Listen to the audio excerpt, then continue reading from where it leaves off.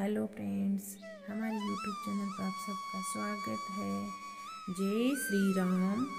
आज हम रामायण में वो आज बात बताएंगे जो कि राम जी को 14 वर्ष का वनवास कैसे मिला था और किसके जरिए मिला था, ये सब जानते हैं। लेकिन ये विस्तार पूर्वक मैं बताने वाली हूँ आज मैं आपको।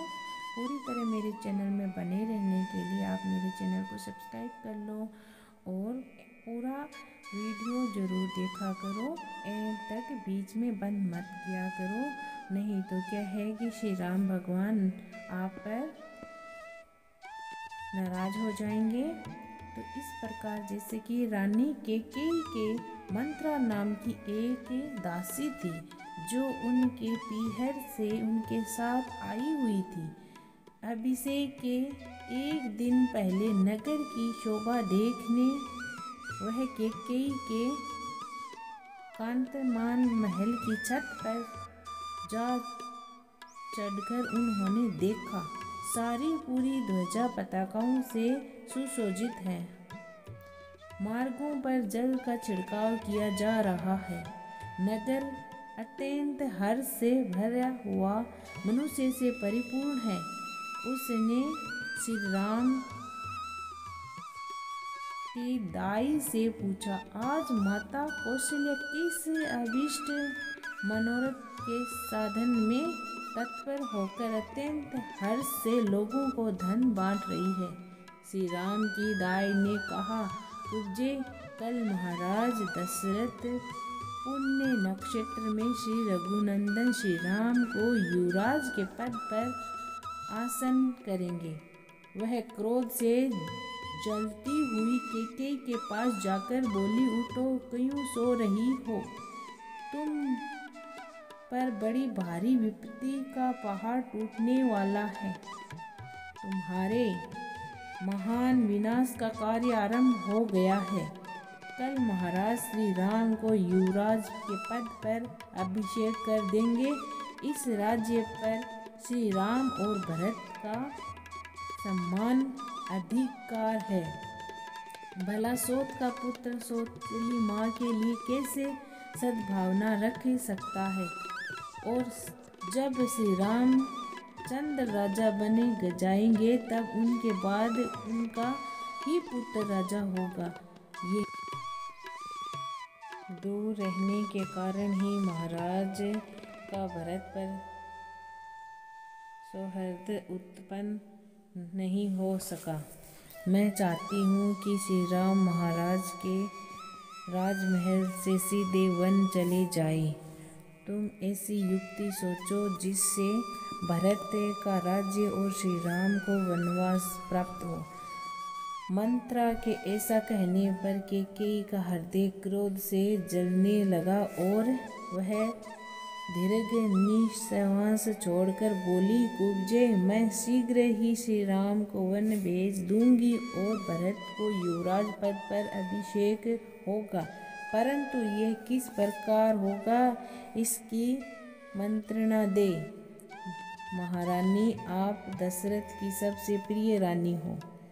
तुम्हें शायद ध्यान नहीं कि शंबासुर के साथ युद्ध करते समय जब तुम भी महाराज के रथ में थी, उस समय महाराज के रथ का पहिया टूट गया।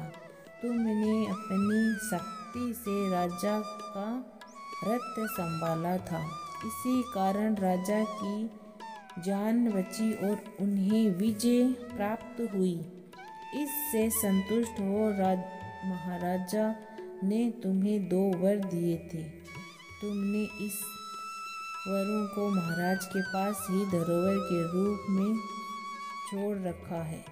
अब उन दोनों वरों को स्वीकार कर स्वामी से इस प्रकार मांगो लो। जो प्रथम वर है उसके अनुसार भरत का राज्याभिषेक, द्वितीय से श्री राम को 14 वर्ष का वनवास। मंत्रा की बात मानकर कैकेयी आभूषण उतारकर को भवन में पृथ्वी पर लेट गई। वह उस समय स्वर्ग से गिरी हुई किन्नर के समान जान पड़ती थी। महाराजा दशरथ मंत्रियों को श्री राम के राज्याभिषेक की तैयारी करने की आज्ञा देकर कैकेयी के महल में गए। महाराजा को शौक। महाराजा दशरथ जब कैकेयी के महल में पहुँचे तो अंतःपुर में कैकेयी को न देख पूछताछ करने लगे। प्रतिहारी ने हाथ जोड़कर कहा, देव देवी कैकेयी अत्यंत कुपित होकर को भवन की ओर गई है। यह सुन महाराजा उदास हो गए और उनकी इंद्रियां चंचल और व्याकुल हो उठी। महाराज ने को भवन में भूमि पर क्रोध और पाप से परिपूर्ण कैकेयी को देखा। उस स्नेह पूर्व स्पर्श करते हुए बोले, देवी तुम्हारा किसने तिरस्कार किया है? तुम धूल में क्यों लौटती हो? यदि किसी ने तुम्हारा अपमान किया है तो वह दंड का पात्र होगा। तुम्हारी इच्छा अनुसार किस अवधे का वध करूं और किस दरिद्र को धनवान या धनवान को दरिद्र बना दूं। मैं और मेरे सेवक तुम्हारी आज्ञा के अधीन है, इसीलिए तुम्हारे मन में जो कुछ हो स्पष्ट कहो। कैकेयी ने कहा, महाराज न तो किसी ने मेरा अपमान किया न अपमान ही किया है। आपको पुरानी घटना याद होगी जब आप देवासुर संग्राम में आहत हो गए थे और मैंने सेवा द्वारा आपके जीवन की रक्षा की थी। उससे संतुष्ट होकर आपने मुझे 2 वर दिए थे। मैं आज उन दोनों वरों को याचना करती हूँ। पहले वर में भरत का अभिषेक और दूसरे से श्री राम तपस्वी का वेश धारण कर 14 वर्ष में वन में निवास करें। यदि धर्मपूर्वक प्रतिज्ञा करके भी आप मेरे इन वरों को पूर्ण नहीं करोगे तो मैं अभी प्राण का परित्याग कर दूंगी। कैकेयी का यह कठोर वचन सुन महाराज दुख से सतत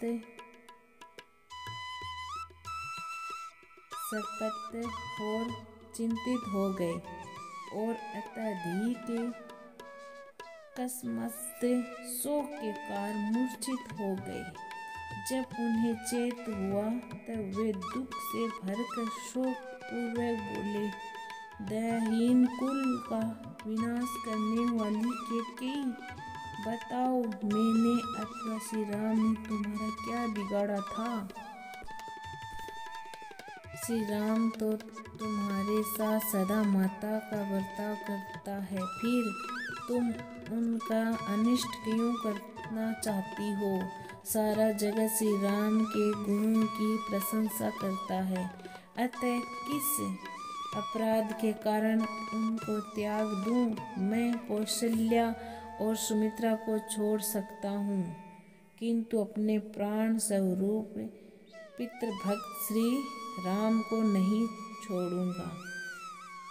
शंभुवर सूर्य के बिना संसार बच सके और पानी बिना खेती, किंतु श्री राम के बिना मैं जीवित नहीं रह सकता।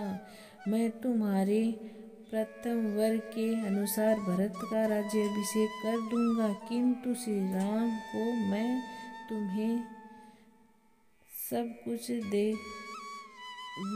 दूंगा, लेकिन तुम्हें ये वचन टालना होगा। तुम्हें सब कुछ देने को तैयार हूँ, किंतु तुम यह दुराग्रह न करो। मैं हाथ जोड़कर तुम्हारे पैर पड़ता हूँ, तुम श्री राम को वन न भेजो और मुझे पाप और मृत्यु से बचा लो। इस पर कैकेयी बोली, यदि मेरे वचनों के अनुसार आप नहीं किया तो मैं आपके देखते देखते मैं ही विष खाकर मर जाऊंगी। कैकेयी के मुख से यह परम अमंगलकारी वचन सुनकर महाराजा की सारी इंद्रियां शीतल हो गई और यह राम कहकर वे कट वृक्ष की भांति पृथ्वी पर गिर पड़े।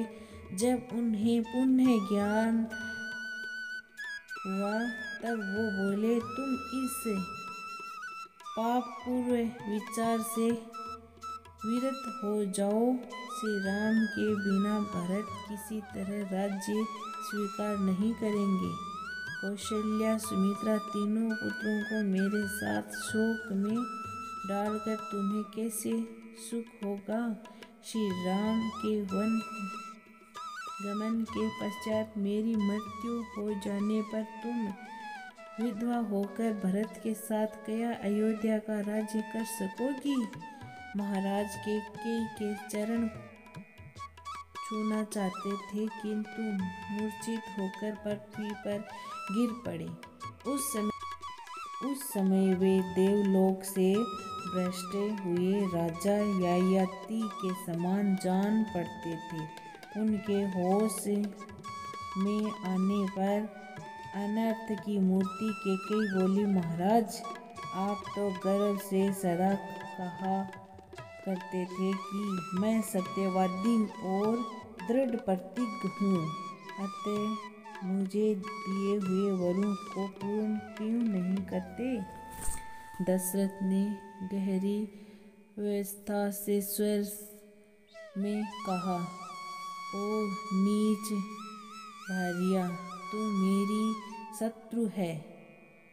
नरश्रेष्ठ श्री राम के वन चल जाने पर मेरी मृत्यु निश्चित है। उस पर भी प्रजा मुझे धिक्कारेगी, क्योंकि श्री राम का राज्याभिषेक करने की मेरी प्रतिज्ञा असत्य हो जाएगी और पाषाण हृदय ऐसा करने से निश्चय ही संसार में मेरी अपकीर्ति फैलेगी, जो युग युग तक बनी रहेगी। राजा अत्यंत हार्द करता विलाप कर रहे थे। उनके नेत्रों से आंसू की धार बह रही थी, किंतु निठुर कैकेयी पर उसका कोई प्रभाव नहीं पड़ा। इस प्रकार विलाप करते हुए मन स्वीकार राजा दशरथ की वह रात बीती। प्रातः काल होने पर मुनि वशिष्ठ राजभवन के द्वार पर श्री राम का राज्याभिषेक करने आ पहुँचे। उन्होंने सुमंत को आज्ञा दी कि महाराज शीघ्र उपस्थित हो। सुमंत महाराजा दशरथ के भवन में पहुँचे। उन्हें महाराजा की वास्तविक स्थिति का पता न था। वहाँ महाराज को करुणा और दीन दशा में देख वो स्तंभ रह गए। कैकेयी ने सुमंत से कहा, तुम तुरंत